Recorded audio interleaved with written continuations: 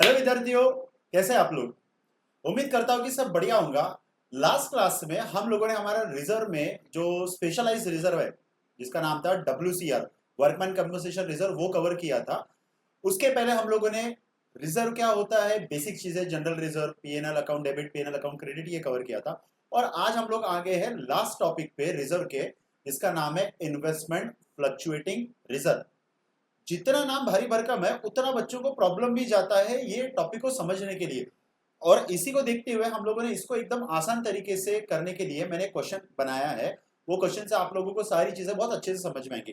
तो चलिए, without waste of time, आज का हमारा जो टॉपिक है IFR, वो हम लोग शुरू करते हैं।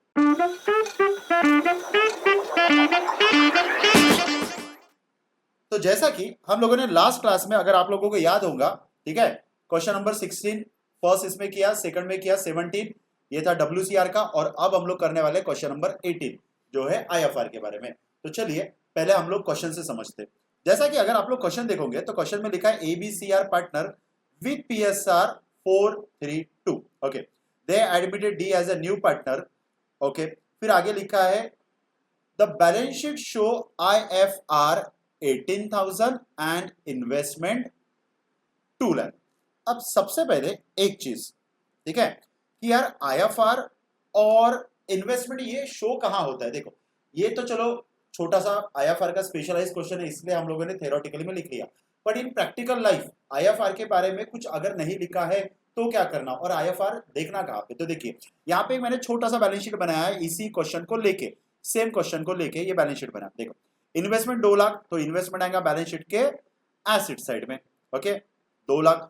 और यहाँ पे IFR लिखा है 18,000, तो IFR कहाँ आएगा, यहाँ पे बैलेंस शीट के लाइबिलिटी साइड में। ठीक है, तो इस तरीके से आप लोगों को, जब आप लोग फुल फ्लेज क्वेश्चन करेंगे तो IFR इस तरीके से दिया रहेगा, IFR लाइबिलिटी साइड में, और इन्वेस्टमेंट जो है वो दिया रहेगा बैलेंस शीट के एसेट साइड में। अब यहाँ पे अलग अलग केसेस है। सबसे पहले एक चीज को समझो, ये जो इन्वेस्टमेंट दिया है, ठीक है, अब इन्वेस्टमेंट का मतलब क्या, कि कंपनी ने कोई कंपनी के शेयर खरीदा है, बराबर है, डिबेंचर खरीदे, बॉन्ड्स खरीदे, ये। अब आपने, अगर आप कोई कंपनी का शेयर खरीदा, मान लो कि 100 रुपए का, तो क्या कल भी उसका प्राइस 100 रहेगा, परसों भी 100 रहेगा? नहीं। तो आप लोगों को पता है कि जो हम लोग शेयर खरीदते हैं उसका प्राइस फ्लक्चुएट होता रहता है, कभी ऊपर कभी नीचे। यहाँ पे भी वैसे ही चीज है। यहाँ पे जो इन्वेस्टमेंट दिया है 2 लाख, ठीक है, इसको ध्यान में रखना, इसको बोला जाता है कॉस्ट, या हम लोग सिंपल बोलेंगे कॉस्ट ऑफ इन्वेस्टमेंट। मैं शॉर्ट में लिख रहा हूं, कॉस्ट ऑफ इन्वेस्टमेंट कितना है, 2 लाख। अब करना क्या है, अब आप लोगों को बैलेंस शीट में इन्वेस्टमेंट देखना है और एडजस्टमेंट में इन्वेस्टमेंट देखना है। बैलेंस शीट के अंदर में जो इन्वेस्टमेंट उसको बोलेंगे कॉस्ट, और बैलेंस शीट के बाहर जो दिया है उसको बोलेंगे मार्केट प्राइस। मार्केट प्राइस मतलब करंट प्राइस, आज प्राइस क्या चल रहा है। तो इसके ऊपर ना मैंने 4 क्वेश्चन बनाए हैं, केस 1, 2, 3 एंड 4। तो पहले हम लोग केस 1 देखते हैं। देखो, यहाँ पे अगर आप लोग देखोगे तो cost equal to market price, सब में अलग अलग लिखा है। देखो, यहाँ पे लिखा है मार्केट वैल्यू कितना है, 2 लाख। देखो, और कॉस्ट भी कितना है, 2 लाख। अब इसको थोड़ा अच्छे से समझो, जब कभी भी कॉस्ट और मार्केट वैल्यू सेम रहेगा, यहां पे कैसा है, दोनों के दोनों सेम, तो अब करना क्या है। IFR आपका कितना था, IFR आप लोगों का था 18,000, ठीक है, और इसमें से आपको माइनस करना पड़ता है कि इन्वेस्टमेंट में जो भी अमाउंट में इंक्रीज या डिक्रीज आया उसको। अब यहाँ पे कोई भी चेंजेस आया है क्या, नहीं। तो सिंपल सी बात है, ये जो 18,000 है, अगर कुछ भी इंफॉर्मेशन नहीं दिया है तो ये 18,000 को हम लोग ओल्ड पार्टनर में डिस्ट्रीब्यूट करेंगे as per their old profit sharing ratio. तो इसकी जो जर्नल एंट्री आएंगी बच्चों को कुछ इस तरीके से आएंगी, IFR अकाउंट डेबिटेड, ठीक है, कितना है 18,000। ओके, 2। अब पार्टनर का नाम, पार्टनर कितने हैं यहाँ पे, 2, A, B और C। तो यहाँ पे लिख लेना A capital account, B capital account और C कैपिटल अकाउंट। तो ये जो 18,000 है ना, इसको हम लोग 432 में डिस्ट्रीब्यूट करेंगे। तो यहाँ पे ये जो अमाउंट है, ये आएगा 8,000, ये आएगा आपका 6,000, और ये आएगा आपका 4,000। ये कौन से रेशियो में डिस्ट्रीब्यूट किया, पुराना 4:2, 3:2, 2 के रेशियो में, ठीक है। अब यहाँ पे कॉस्ट वैल्यू और मार्केट वैल्यू इक्वल था तो किया आप लोगों ने। अब सेकंड क्वेश्चन देखते हैं, जहां पे कॉस्ट वैल्यू ज्यादा है और मार्केट वैल्यू कम। तो बेसिकली यहाँ पे देखना क्या है, देखो केस नंबर 2, मार्केट वैल्यू दिया है 1,91,000 और कॉस्ट कितना दिया है, 2 लाख। अब देखो, यहाँ पे कॉस्ट मतलब जो बैलेंस शीट के अंदर है उसको बोलेंगे कॉस्ट, और बैलेंस शीट के बाहर जो वैल्यू दिया है इन्वेस्टमेंट का उसको बोलेंगे मार्केट वैल्यू। तो यहाँ पे इन्वेस्टमेंट, आप लोग मुझे खुद बताओ कि इन्वेस्टमेंट का जो वैल्यू है वो इंक्रीज हुआ है कि डिक्रीज हुआ है? क्या हुआ है? पहले 2 लाख था और अभी है 1,91,000, मतलब यहाँ पे क्या हुआ है? डिक्रीज। और कितने से डिक्रीज हुआ है? ये रिड्यूस हुआ है 9,000 से। 9,000 से इन्वेस्टमेंट का वैल्यू कम हुआ। तो करना क्या? देखो, IFR, ठीक है, कितने का है हम लोगों का? 18,000, ठीक है। अब एक चीज को समझो, मैं आप लोगों को थोड़ा बता देता हूं। इन्वेस्टमेंट है इज एसिड्स, और acids account always have a debit balance. तो यहां पे एक चीज को ध्यान में रखना कि जब कभी भी इन्वेस्टमेंट अकाउंट जो है, इन्वेस्टमेंट का अगर वैल्यू इंक्रीज हुआ तो इन्वेस्टमेंट अकाउंट क्या होगा? डेबिट। और अगर वैल्यू डिक्रीज हुआ तो इन्वेस्टमेंट क्या होगा? क्रेडिटर। ये रूल को आप लिख के रख दो क्योंकि अभी काम में आएगा आप लोगों के ये चीज, ठीक है। अब ये जो केस है इसमें इन्वेस्टमेंट का वैल्यू क्या हुआ है? 9,000 से डिक्रीज। तो हम लोग क्या करेंगे? IFR में से इन्वेस्टमेंट का जो वैल्यू डिक्रीज हुआ, ठीक है, कितना डिक्रीज हुआ? 9,000। तो 9,000 को हम लोग कर देंगे माइनस। अब बचा कितना? बचा हम लोगों का यहाँ पे 9,000। अब ये जो 9,000 है इसको वैसा ही कि ओल्ड पार्टनर में डिस्ट्रीब्यूट करना है, ए बी और सी में, ए बी और सी में, ठीक है। तो इसका जो अमाउंट है वो आएगा यहाँ पे 4,000, ये आएगा 3,000 और ये आएगा आपका 2,000, ठीक है। क्या किया हम लोगों ने? IFR में से इन्वेस्टमेंट का वैल्यू जो डिक्रीज हुआ उसको माइनस किया और जो बचा उसको पार्टनर में डिस्ट्रीब्यूट कर दिया, जस्ट लाइक WCR। WCR में हम लोग क्या करते थे? WCR में से क्लेम को माइनस किया, बचा हुआ वैल्यू हम लोग डिस्ट्रीब्यूट करते थे। इसमें भी वैसा ही करना है। अब यहां पे ना जर्नल एंट्री क्या आएंगी वो समझो। IFR account debit, IFR account debit, ठीक है, जैसा कि हम लोगों ने पिछले इसमें क्वेश्चन में भी किया था। IFR अकाउंट डेबिटेड कितना है? 18,000, ठीक है, 2। अब यहां पे देखो इन्वेस्टमेंट का वैल्यू क्या हुआ है? डिक्रीज। और मैंने अब भी बोला कि इन्वेस्टमेंट जब भी डिक्रीज होगा तब क्या होगा? क्रेडिट। तो आप लोगों को यहां पे लिखना पड़ेगा बच्चों इन्वेस्टमेंट, ठीक है। और इन्वेस्टमेंट कितने से रिड्यूस हुआ है? 9,000 से, ठीक है। ये देखो, पहला 18,000 एंट्री कर दिया, 9,000 का एंट्री कर दिया, अब बचा जो है 9,000 वो ABC में डिस्ट्रीब्यूट करना है। तो यहां लिखना आप लोग 2A, 2B और 2C। तो ए में कितना डिस्ट्रीब्यूट करेंगे? यहाँ पे 4,000, बी में डिस्ट्रीब्यूट करेंगे 3,000 और 2 में डिस्ट्रीब्यूट करेंगे 2,000। आई होप सो कि आप लोगों को ये केस समझा हो, क्योंकि बहुत सारे बच्चों को IFR में प्रॉब्लम जाता है, ठीक है। तो जितना वैल्यू रिड्यूस हुआ वो माइनस करने के बाद जो भी बचा वो पार्टनर में डिस्ट्रीब्यूट कर दिया। अब आते हैं केस नंबर 3 में, ठीक है। देखो यहाँ पे भी रिड्यूस हुआ है, केस नंबर 3 में भी जो मार्केट वैल्यू है ना वो रिड्यूस हुआ है।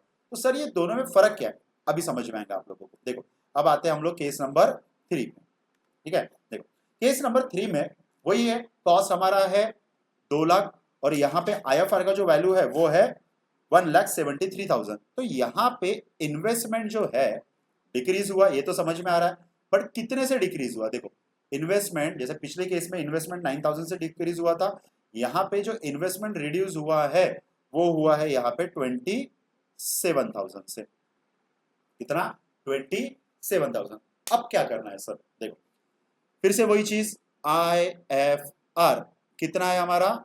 18,000 लिखा। अब यहां पे इन्वेस्टमेंट जो है, इन्वेस्टमेंट डिक्रीज कितना हुआ है? 27,000। जिनका ध्यान है उनको समझ में आ गया कि पिछला केस और ये केस में फर्क कहां पे पड़ा है। देखो, पिछले केस में ना वैल्यू रिड्यूस हुआ था, ठीक है, पर वैल्यू ज्यादा रिड्यूस नहीं हुआ था, और इसमें जो वैल्यू है वो ज्यादा रिड्यूस हो रहा है। अब यहाँ पे 18,000 का IFR बना के रखा था और वैल्यू रिड्यूस हुआ 27,000 से, मतलब 18,000 तो माइनस होगा ही होगा और साथ में 9,000 एडिशनली रिड्यूस हुआ है, ठीक है। अब यहाँ पे क्या करना है, ठीक है, अगर ऐसा केस आया कि वैल्यू जितना IFR बनाया था उससे बहुत ज्यादा रिड्यूस हुआ है तो क्या करना? देखो, यहाँ पे आप लोगों को जर्नल एंट्री बिल्कुल वही है, IFR अकाउंट डेबिटेड, अमाउंट कितना है IFR का? 18,000, ठीक है। अब यहाँ पे वैल्यू और रिड्यूस हुआ तो यहाँ पे पार्टनर को कुछ भी नहीं मिलेगा, ठीक है। अब यहाँ पे क्या करना है? 18,000 रिड्यूस हुआ और ये जो है ना ये हमारी इनडायरेक्टली लाइबिलिटी क्या कर रहा है? इंक्रीज। जैसे WCR में भी हम लोगों ने केस किया था, तो यहां पे आप लोगों को लिखना पड़ेगा रीवैल्यूएशन अकाउंट डेबिट, कितना 9000। रिवैल्यूएशन अकाउंट डेबिट कब होता है, ठीक है, जब लाइबिलिटी होती है इंक्रीज और एसेट्स होता है डिक्रीज। टू, यहां पे लिखना पड़ेगा आपको टू इन्वेस्टमेंट अकाउंट, और इन्वेस्टमेंट अकाउंट कितना रिड्यूस हुआ है 27,000 से। केस नंबर 2 और केस नंबर 3 को अच्छे से समझो। केस नंबर 2 में भी वैल्यू रिड्यूस हुआ, केस नंबर 3 में भी, पर केस नंबर 2 में जितना आईएफआर है उससे ज्यादा रिड्यूस नहीं हुआ, उससे कम रिड्यूस हुआ, और यहाँ पे केस नंबर 3 में जितना आईएफआर था उससे ज्यादा वैल्यू रिड्यूस हुआ। तो उम्मीद करता हूं कि आपको केस नंबर 3 अच्छे से समझा हो, ठीक है। ये एंट्री होगी, इसके बाद आप revaluation account debited to partner capital भी कर सकते हो, पर मेरा फिर से रिकमेंडेशन वही है कि वो जर्नल एंट्री करने से अच्छा है, बेटर है कि आप लोग सीधा लेजर में पोस्टिंग करो। ओके, नेक्स्ट केस देखते हैं कि जहां पे इन्वेस्टमेंट है 2 लाख और मार्केट वैल्यू है 2,18,000। अब ये केस में क्या हुआ, ये केस में ना इन्वेस्टमेंट का जो वैल्यू है वो हुआ है इंक्रीज, कितने से इंक्रीज हुआ है 18,000 से। तो अब यहां पे क्या करना है, चलो देखते हैं।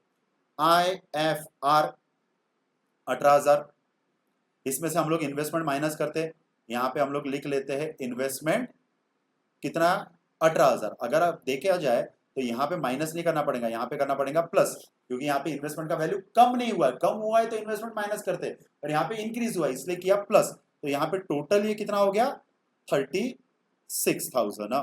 ठीक है, तो करना क्या है, ये जो 36,000 है इसको A, B और C में डिस्ट्रीब्यूट करना है, पर इसकी जर्नल एंट्री को थोड़ा अच्छे से समझो। सबसे पहले हम लोग IFR को डिस्ट्रीब्यूट करेंगे, ठीक है।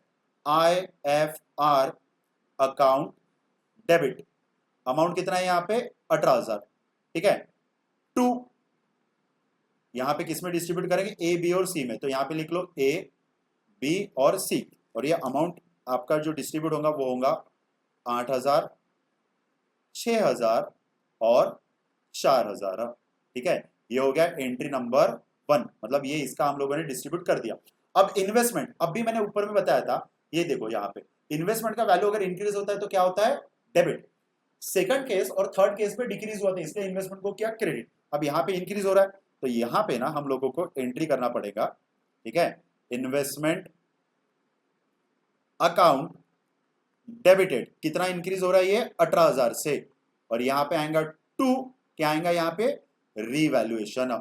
अब रीवैल्यूएशन अकाउंट क्रेडिट कब होगा, जब एसेट्स क्या होगा इंक्रीज 18,000।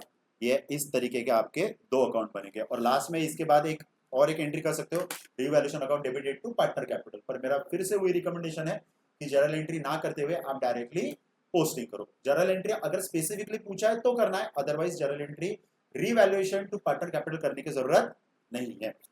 तो जैसा कि आज का जो टॉपिक है जिसमें हम लोगों ने आईएफआर देखा, आईएफआर में चारों केसेस हम लोगों ने समझा जहां पे कॉस्ट और मार्केट वैल्यू सेम है। फिर सेकंड केस में देखा कि कॉस्ट ज्यादा है मार्केट वैल्यू से, थर्ड केस में देखा कॉस्ट का वैल्यू ज्यादा है मार्केट वैल्यू बहुत ज्यादा कम हुआ है, और फोर्थ केस में देखा जब हमारा जो मार्केट वैल्यू है वो हो रहा है इंक्रीज। हम लोगों ने जितने भी चारों केसेस के ये पूरे कंसेप्चुअली हम लोगों ने पढ़ा। उम्मीद करता हूं कि ये चारों केसेस आपको समझाओ और आप लोगों को जो भी दिक्कत जा रही है आईएफआर को लेके वो यहाँ पे क्लियर हुआ होगा। पर अगर फिर भी आप लोगों को प्रॉब्लम जा रहा है तो आप नीचे कमेंट में लिख सकते हो। तो ठीक है, आज के लिए इतना ही। इसी के साथ हमारा जो रिजर्व का टॉपिक है वो यहाँ पे हुआ है खत्म। चलिए, थैंक यू वेरी मच।